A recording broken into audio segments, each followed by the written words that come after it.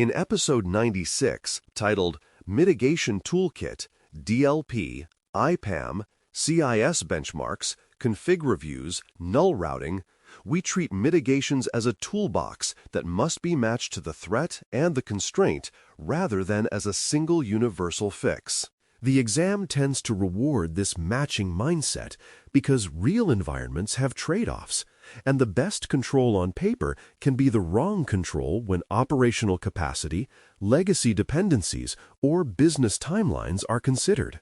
A toolbox approach also prevents the common failure mode where teams buy a tool, turn it on, and assume risk is solved without changing habits or processes. Each item in this toolkit addresses a different failure class, and the value comes from knowing when to use which and how to combine them so prevention, detection, and response reinforce each other. When you can explain that alignment clearly, you are demonstrating practical security engineering rather than tool familiarity. Before we continue, a quick note: this audio course is a companion to the CloudNetX books. The first book is about the exam and provides detailed information on how to pass it best.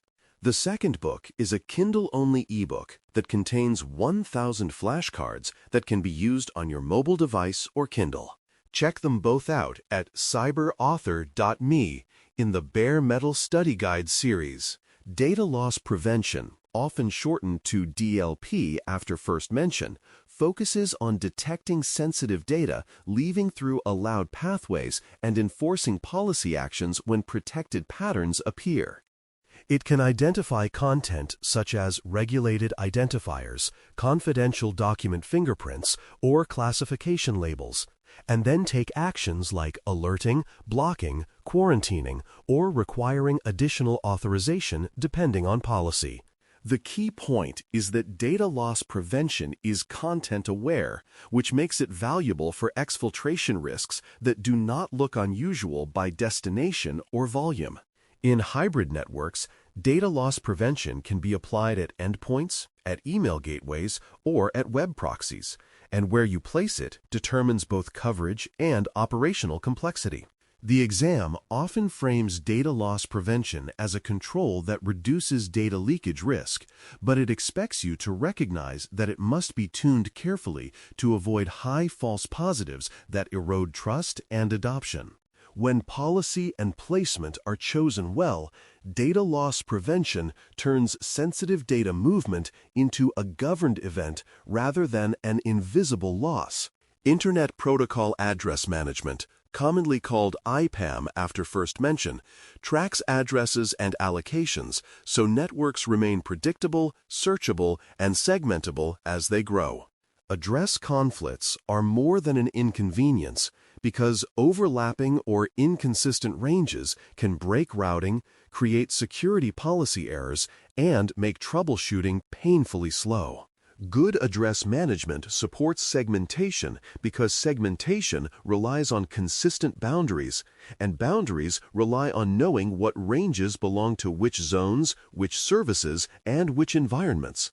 In hybrid designs, address management becomes even more important because on-premises ranges and cloud ranges must coexist, and peering and routing rules depend on non-overlapping, well-documented allocations. The exam tends to treat address management as an operational control that supports security indirectly, because many access policies, firewall rules, and monitoring filters depend on correct addressing. When address management is disciplined, automation becomes safer because scripts can trust the network map rather than guessing. CIS benchmarks, spelled out as Center for Internet Security Benchmarks on first mention, provide secure configuration baselines for hardening systems in a way that is consistent and testable.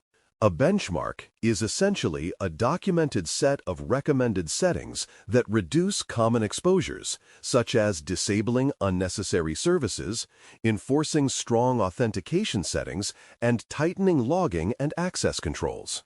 The advantage is that benchmarks encode proven hardening practices, which reduces the need to reinvent secure defaults for every system and helps teams standardize across environments.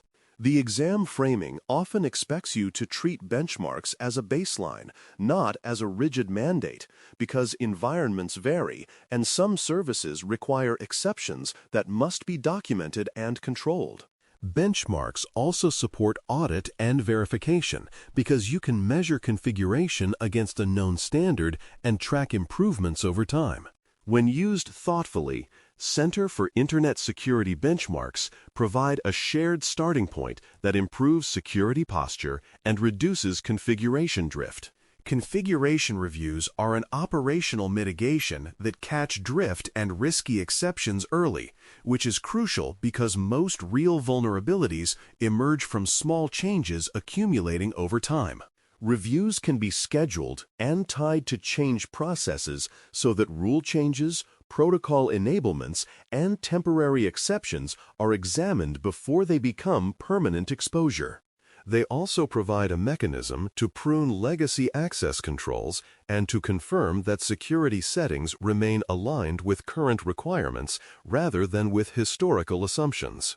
In practice, configuration reviews are one of the few controls that can detect silent risk, like a broad egress rule added during an incident or a management interface accidentally exposed to a wider network. The exam often frames this as governance and hygiene rather than as a technical feature because the review process is what keeps the environment safe as it evolves. When configuration reviews are routine and owned, they reduce both security risk and operational complexity by keeping the configuration surface smaller and more intentional. Null routing is a response-oriented tool that drops traffic intentionally to protect services under attack, and it is often used when the priority is preserving overall stability rather than serving every request. A null route sends traffic to a discard path, effectively blackholing it so that it does not consume bandwidth, device state, or application capacity downstream. This can be used to stop targeted attack traffic quickly when filtering or scrubbing is not immediately available, or when a specific destination is being overwhelmed and threatens shared infrastructure. The trade-off is that null routing can also drop legitimate traffic to the targeted destination, so it is a blunt but sometimes necessary measure during severe denial conditions. The exam expects you to recognize null routing as a defensive move that buys time, not as a permanent solution, and that it should be paired with investigation, upstream coordination, and longer-term mitigations. When used correctly, null routing is a safety valve that protects the larger environment at the cost of isolating a targeted service temporarily. Combining prevention, detection, and response is the balanced defense posture the exam tends to favor, because single-layer solutions fail when attackers shift tactics or when operational conditions change. Prevention includes things like hardening through Center for Internet Security benchmarks, segmentation supported by address management, and data loss prevention enforcement that blocks sensitive leakage. Detection includes monitoring for abnormal behavior, data loss prevention alerts, and configuration review findings that surface risky changes before they are exploited. Response includes tools like null routing for immediate containment and well-defined operational processes for coordinating changes and communicating impact. The key is that these layers should reinforce each other, where preventative controls reduce the number of incidents, detection reduces time to recognition, and response reduces impact when incidents occur.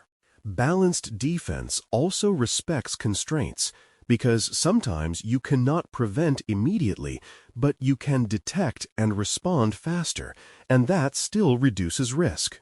When you explain controls in this layered way, you show that you understand security as an operational system rather than as a collection of features. A scenario that highlights the value of address management is resolving overlapping ranges before establishing a peering connection between environments. Overlaps often appear when two teams independently selected private address space without a shared plan, and then later attempted to connect networks through a virtual private network or cloud peering. If the ranges overlap, routing becomes ambiguous, and traffic can be misdelivered, dropped, or routed through unintended paths, which creates both reliability and security problems.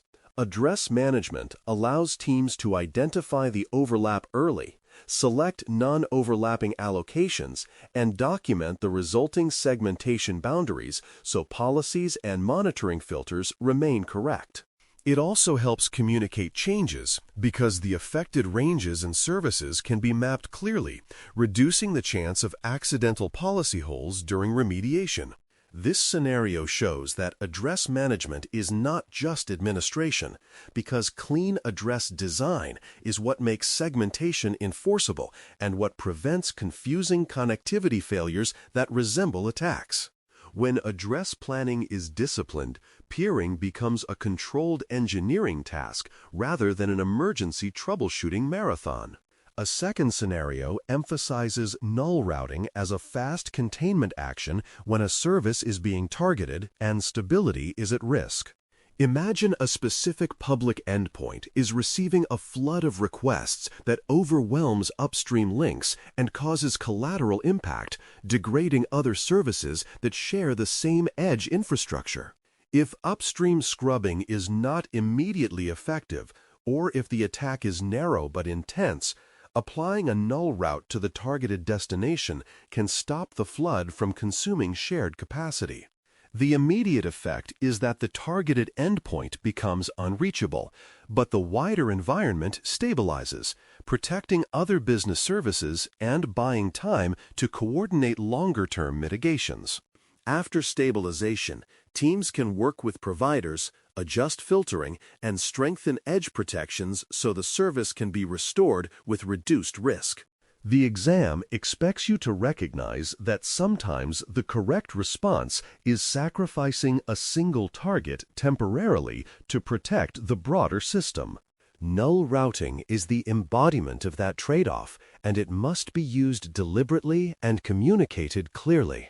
A common pitfall is relying on one tool without process and ownership, because tools without governance become shelfware or misconfigured noise generators.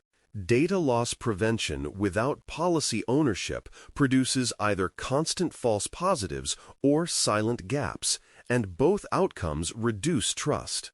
Address management without ownership becomes outdated quickly, which defeats its purpose and leads to conflicts and misapplied segmentation. Benchmarks without an operational process become a one-time hardening effort that drifts over time. And configuration reviews without a cadence become sporadic and ineffective. Null routing without a response process can become a panic action that creates unnecessary outages or that is left in place longer than intended. The exam tends to reward the insight that security controls require operational stewardship because the environment changes and the controls must evolve with it.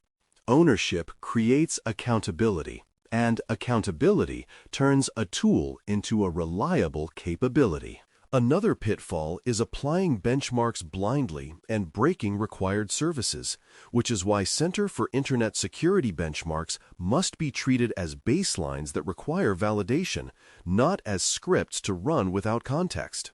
Some systems require specific ports, services, or protocol behaviors to function, and a benchmark recommendation may disable or restrict something that a particular workload depends on. Blind application can cause outages, degrade performance, or break integrations, which can lead teams to abandon hardening entirely out of frustration. The right approach is to apply benchmarks with an understanding of requirements, test changes in controlled environments, and document deviations where business needs require exceptions. Documented exceptions are critical because they prevent drift and they allow reviewers to confirm that risk was accepted intentionally rather than accidentally. The exam typically favors this balanced view, where you harden strongly, but you remain operationally realistic and rigorous about validating impact.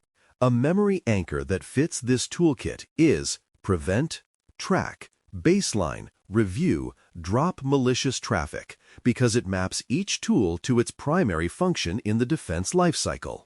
Prevent aligns with data loss prevention enforcement and hardening baselines that reduce exposure before incidents occur. Track aligns with address management because tracking allocations and ownership supports segmentation and avoids conflict-driven outages. Baseline aligns with Center for Internet Security benchmarks as a known good configuration reference, giving you a target state for hardening and audit. Review aligns with configuration review cycles that catch drift and risky exceptions early, keeping the environment aligned to policy over time. Drop malicious traffic aligns with null routing as an emergency response lever that protects shared infrastructure when attacks threaten stability. This anchor helps you select tools intentionally rather than by habit, which is exactly what exam questions often probe. A practical prompt exercise is choosing 2 mitigations for a described risk because it forces you to match the tool to the failure mode and to the constraint. If the risk is sensitive data leaking through legitimate channels, data loss prevention and tighter egress policy supported by segmentation are strong choices because they add content awareness and reduce escape routes. If the risk is repeated routing and segmentation problems due to address confusion, address management and configuration reviews are strong choices because they restore clarity and prevent drift from reintroducing overlaps. If the risk is service disruption under a targeted flood, null routing paired with upstream protections and monitoring is a defensible selection because it provides immediate stabilization and supports longer-term mitigation. The exam expects you to justify why those tools fit the risk rather than simply naming tools, and the justification usually hinges on whether the tool prevents, detects, or responds to the specific threat. Practicing this matching builds the instinct to choose mitigations based on constrained resources and desired outcomes. Thanks for listening. For more audio courses, daily newsletters, and more, please visit baremetalcyber.com.